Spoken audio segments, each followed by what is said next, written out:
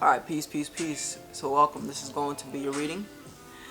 And so in this reading I'll just be talking about your sun and your moon, right? So we'll begin with your sun. So interesting thing about your sun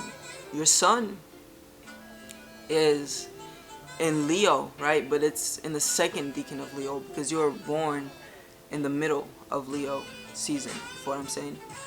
And so this deacon is signified by Centaurus, right? So Centaurus is portrayed in two places. Hold on, let me turn the music down a little bit. So Centaurus is portrayed in the sky within two places. There is the large centaur, which is Sagittarius, but then there is the miniature centaur, which is found within the decan of Sagittarius in the Leo sign as a whole. So this decan of Sagittarius within Leo, it deals with reformation. You feel what I'm saying? It deals with the reconstruction.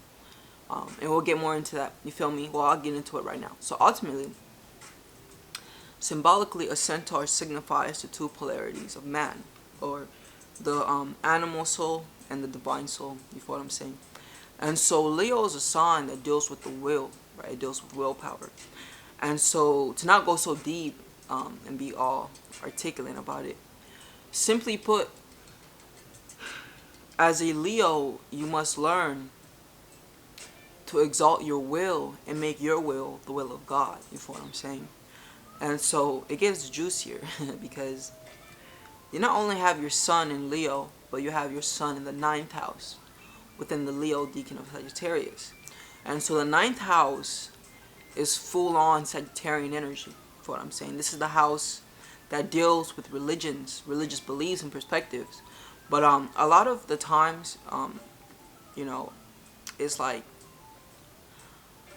a lot of the times people are opposed to religions, and it's because we're in the age of Aquarius and we have left the age of Pisces, and Pisces was all about belief. Aquarius is all about knowingness. You feel me? And a lot of us know that religion, although from my perspective, I think religion is useful. So I have a ninth house stellium. You feel me? This is why I'm in this field of work, which I am, and this is why I possess tremendous amounts of knowledge because of my ninth house stellium. That's what I'm saying. And so with me having my ninth house stellium, I very much have a background in religion. That's what I'm saying. With you having your sun in the ninth house, it's an indication that growing up, one way or another, you had a great influence of religion. And so the sun deals with the father. You feel me? And when the sun is in Leo, it's at home. And so this is an indication that your father was greatly influential to you. And so because it's in the ninth house, it's an indication that your father may have been religious in themselves. But one thing for sure, for certain, is that you attain your ethics and your moralities from your father. You feel me? Leos typically tend to want to be noble. And this comes from their desire to be approved by others. And also their desire to be dignified. You feel me? A Leo does not want to appear to be foolish. You feel what I'm saying? So they do everything in their power to ensure that they have dignity and that they are respectable. But one thing for sure is ethics. You feel what I'm saying? Ethics, ethics, ethics, ethics. So within the decan of Leo that's signified by Centaur, which is the sub-rule part of Leo that's sub-ruled by Jupiter, these individuals need to learn how to expand their generosity. You feel me? Leo rules the heart. You feel me? Leo's typically heart-centered. But furthermore, when you think of Leo, you have to bring forth the sun into the picture as well. You feel me? And so the sun, it's known for giving its light and warmth, its life to humanity. But beyond humanity, you feel me, to life within the solar system, period. And so because of this, Leos in of themselves typically have this ability and tendency to give on to themselves, and be a beacon of light. It's like Leos have this ability to tap into the sun's energy for themselves, but also for others. But ultimately, just like the sun expresses itself for the sake of giving life to humanity. Not humanity. I keep saying humanity. To giving life to life. Giving life to life. Fuck it. You feel me? It's like, as a Leo, your vitality is most expressed when you are using your identity in a sense to benefit others, to uplift others, to make others realize their potentiality and their ability. You feel me? All right. And so now let's look into like your moon. So your moon is in Taurus. Fortunately, the moon is exalted in Taurus. You feel me? The moon, it in one word can be explained as fluctuation. It fluctuates. You feel what I'm saying? As you see the phases. But furthermore, the moon rules our emotions. And one thing we know about our emotions is that our emotions are continuously fluctuating, right? They back and forth. Today we wake up, and it's like, as an astrologer, I also produce transit readings. You feel me? Which I give, which I just make for the whole world to see. You feel me? And so it's important for us collectively to understand the transits, because the moon phases impact us emotionally. Right now, the moon is in Aries. You feel me? And with the moon being in Aries, the aggressive energies of Mars are channeling through the Aries energy. You feel me? And so, meaning also, we can have this energy of just wanting to be alone right now, wanting to be in our zone. You feel me? And a lot of people I've noticed are experiencing sways of anger, even, if what I'm saying. But then it's like, as a Leo, you're most definitely affected by the fire signs. You feel me? When the moon is in fire signs, it vitalizes you emotionally as well. And Leo deals with feelings. It deals with emotions. And so, but unlike Aries, because all the fire signs deal with feelings, so both fire and water are compartmentalized together as like the yin. You feel me? The feminine expression. But it's like within the duality between the fire, even though fire and water are yin, because they more so deal with internal energies. They more so deal with our imagination, the power that dwells within us. And so Leo especially deals with the power that dwells within us and the unfoldment of that power out into the world around us. You feel what I'm saying? Leo deals with the will. Its doctrine is I will. And it ultimately belongs to the will series. You feel me? It's all about will, willingness. And will is nothing more or less but focused desire. When you continuously bring forth a desire and you continuously bring it to the attention of the mind, this is will. Right now, this is a good segue for us to get into the moon. You feel me? So your moon being in Taurus, well, simplistically put, this is an indication that when it comes to money, you may be good with money. You feel me? And money is, so Leo also is a sign that is known to desire money. You feel me? And of course, everyone desires money, but it's like we're all doing the same thing, just in different ways. You feel me? We're all, at the end of the day, going towards fulfillment and satisfaction, but all the 12 zodiac signs are doing it differently. But we're all doing the same thing. You feel me? And so Leo, unlike Taurus needs material possessions to feel secure. Through material possession, through having money in the bank. You feel me? Taurus feels stable and feels secure. But it's like Leo doesn't want money because it'll give us security.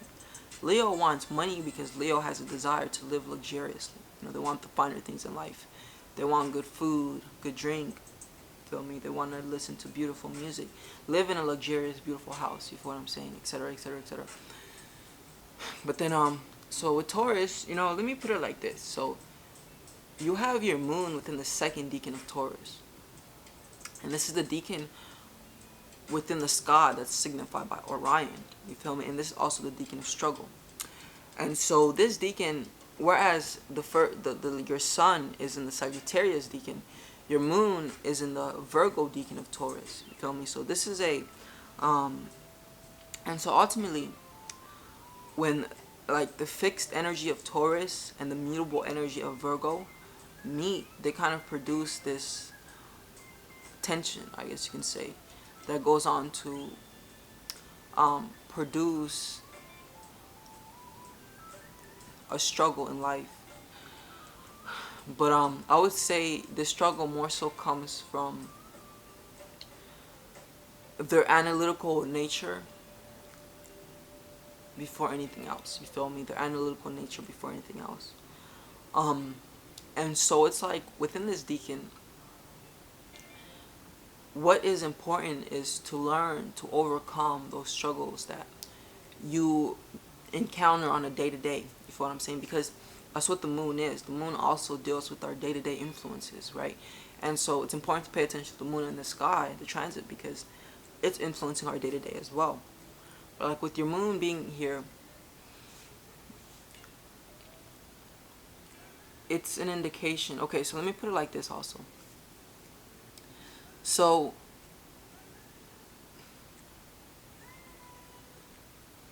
Taurus deals with the struggle. Okay, so Orion, right, is known to wrestle a bull. You feel me? And the bull that Orion wrestles is symbolic to the material world and the struggles that come with the material world. You feel what I'm saying? And so this may not even be money, but it may just be, simply put, the fact that we go through things in our lives that are beyond money, but they still portray as struggling energies. And so really the greatest advice I feel I can give you concerning this deacon is the fact that we're dealing with Virgo energy. It's sub-ruled by Mercury, right? So it's Venus and Mercury. And so Venus is a social planet, you feel me? And so, and Mercury is a mental planet. And so our social, alright, so the third house, right, which is the house of Gemini, it deals with the environment, not only the external environment, it also deals with the internal environment. As you may know, this house also deals with associations, immediate associations. And so our thoughts, our mental environment is within the third house, because our mental environment is the thoughts which we encounter in our mental environment in of themselves are like different associates. I hope that makes sense, you know. And like according to the thoughts you encounter, you actually are associating with astral energies and astral beings. You feel what I'm saying? And so what's of great importance here is learning to like overcome the many influences that come into your life and portray a struggle. You feel what I'm saying? And so, of course, the main thing I feel with the moon in Taurus is overcoming that financial pressure. You feel what I'm saying? And then once that financial pressure is alleviated, then we start gonna have struggles. But I feel like next is learning the astrological energies that are influencing mankind on a day-to-day basis. You feel what I'm saying? Because yes, as men, women, right? I'm just using men, generalistically. When I say man, I mean just human race. So as man, you feel me? We are confronted by challenges from our environment, such as weather, etc., etc. But furthermore, we are also faced with challenges within our spiritual, well, more accurately, within our astral environment. The word astral means pertaining to a star. You feel what I'm saying? And we have astral bodies. You feel what I'm saying? And our astral bodies are being influenced. You feel what I'm saying? And so it's like the story of King Arthur and his round table. You feel what I'm saying? Is very much associated with this deacon of Taurus. And so King Arthur and his knights, all his knights felt like they were, and I think he had 12. Yeah, he had like 12 knights. You feel what I'm saying? Because it's an allegory. It's a symbolic story. It's a symbolic story for the stars. That's why it's withhold the time, because it's like a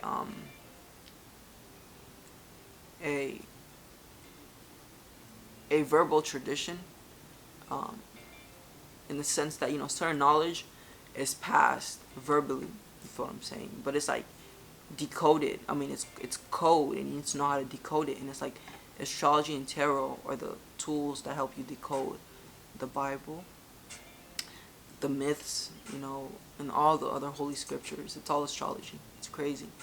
But so um, King Arthur's knights were clashing amongst each other because they all felt like they were entitled and worthy of sitting at the head of the table. You feel what I'm saying? And so King Arthur devised this plan to invent a round table that rotates. You feel me? And so in that way, every single knight can have the opportunity to sit in the front of the table. You feel me? And so the knights, there wasn't 12, there was 10 of them. Well, there was 9 of them, and then with King Arthur being the 10th, and King Arthur being the sun, or the conscious mind. Well, the front of this table being the conscious mind, actually. And so this story ultimately signifies the fact that we as humans, through our nervous system, we receive and we emit energies, and through our thought structures, not thought structures, but our thought processes, we can tune our nervous system to certain frequencies, right? And this has been shown by science, like, and science, because the information that people are receiving is controlled. They don't tell us certain things. You feel what I'm saying? But they told us that the subconscious mind cannot differentiate from real or fake. But that's because, right, once you start thinking about things and imagining them, they are actually real. You feel me? It becomes real. But that's another story though. Ultimately, with this energy, it's learning how to channel and tune into the different planets according to the tasks at hand that you need to fulfill. Feel me? Like right now, for instance, for me, like we're all going through it right now. You feel me? But I'm not really going through it because I'm an alchemist and I know how to channel the different planetary energies for my advantage and for my benefit. You feel me? And of course, right now, like the spiritual, like storms. It's really stormy with all these retrogrades. So yeah, it's gonna be difficult one way or another. But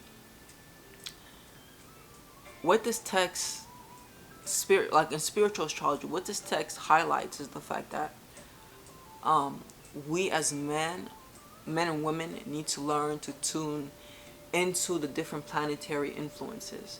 Like if you are faced with an obstacle that deals with that deals with you needing to apply mercurial energy, then you'd be of advantage to learn how to tune into Mercury. You feel me? Or if you are being faced with challenges of upholding and upkeeping your responsibilities and feeling like you're overtaken by your responsibilities. It really goes deep when we're talking to mental alchemy, which I also teach, of course. It's like when we're dealing with Saturnian energy, you need Venus, you need Venetian energy to balance that out, because it's actually all about your inner world. And the more you can balance your inner world, the more harmoniously your external world will reflect, And so when you're dealing with Saturnian energy, you actually don't want to pull in more Saturnian, because then that can lead to lead poisoning. That's what I'm saying. Spiritual lead poisoning, mental lead poisoning. That's what I'm saying. Actually, you pull in copper, which is Venus, right? Which is the metal of Venus, and through pulling in that copper, lead and copper, mental alchemy and alchemy in general have an affinity for each other where they balance each other out. Feel me? And it's like even when you are toxically invested in that Venetian energy, which expresses as laziness, and overindulgence into pleasures. You feel what I'm saying? And just a path, just desiring to take the path of least resistance. Then it's like you would benefit from tuning in and channeling that Saturnian energy of upholding and keeping your responsibilities. And thinking in time, because Saturn is time. And realizing, like, yo, there's tremendous benefit with me doing this in the short term as it will benefit me in the long term. But that's aside the point, though. The beauty, I'll leave it like this. The beauty of the moon in Taurus is the moon's tendency of fluctuating and continuously taking you on an emotional roller coaster is like neutralized and balanced. And so this doesn't mean that you and of yourself don't go through things. The deacon of struggle, these individuals go through the most things, but it's like their mind is like a tank. You feel me? They have an ability to persevere and persist through it. Well, I would say that pretty much concludes this mini reading for you. I would be more than interested, and I would love to dive deeper into your chart for you. You feel me? And help you attain more knowledge and wisdom, illuminate you on the deeper aspects of your chart. You feel what I'm saying? If you are interested, that is. And I keep my prices really low because I genuinely 100% believe this information is valuable because I use it in my own life, and yeah, so it's not really, yeah, I'll leave it at that. It's not, what I'm trying to say is that it's not about the money for me, even though of course the money is important. I love money, it's actually about the service and the helping to others. So astrologically, I have many placements, you feel me, that gear me towards benefiting humanity and seeing myself as a vessel for the higher force. But one thing that highlights this energy tremendously for me is my ascendant, which is in Virgo, right? And Virgo is the sign of labor. But Virgo is simultaneously the sign of labor and the sign of harvest. You feel what I'm saying? But no need to go too deep into me. You feel me? I'll just leave it at. With my Virgo ascendant, I learned to align with servicing others. And I learned to align that the highest thing I can do is to serve others, because your ascendant or your rising sign very much just highlight and help you understand the ways in which you can rise and ascend. But anyways, thank you so much, for your time, and I hope that you registered this information. I hope that it was of benefit to you. And if you are interested, definitely reach out to me and we can, get that deeper reading rolling. You feel me? Alright, peace.